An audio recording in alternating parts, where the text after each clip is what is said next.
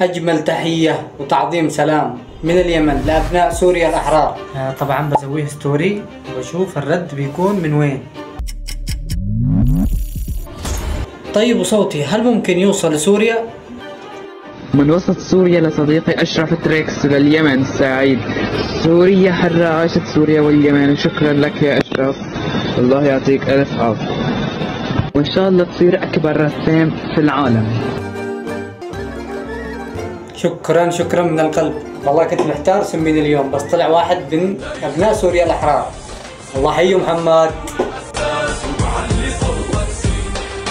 سوري والنعم مني، خلقان ع أرض الجنة، ربيان عطراب الطاهر والوفا بيتحدث.